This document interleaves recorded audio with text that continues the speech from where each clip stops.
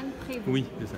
Alors, votre client condamné à 2 mois de prison avec sursis, déjà votre réaction sur cette peine? Le tribunal a été largement en deçà des réquisitions du ministère public et a prononcé des mots d'ailleurs à la fin pour expliquer à mon client la décision que je trouve remarquable, en bien montrant que l'état de souffrance dans lequel il était placé et que l'expertise psychiatrique a confirmé était prise en compte par le tribunal.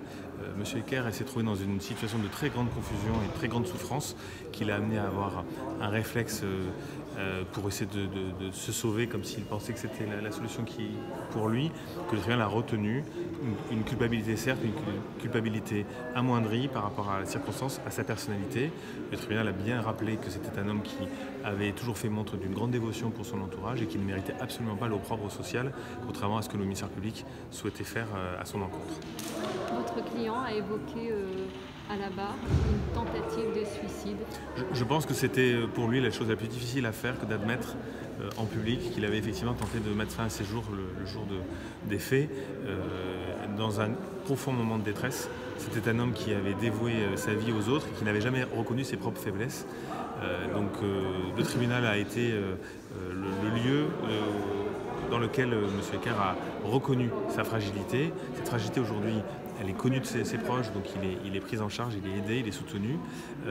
Et c'est uniquement là que se trouve la cause de son errement qui a amené à cette infraction, condamné au final à une peine qui est largement à la mesure de sa personnalité. Alors justement, que s'est-il passé entre cette tentative de suicide et le moment où il va au commissariat?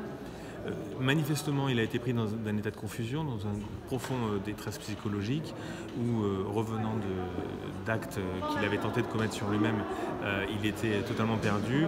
Et on peut penser, avec quelques échanges que j'ai pu avoir avec son entourage médical, on peut penser que c'est un appel au secours en fait, qu'il a fait en inventant cette agression. Le mensonge, il ne se suscite pas dans l'agression, le mensonge, il se suscite dans le fait que c'était une agression commise par quelqu'un d'extérieur à lui.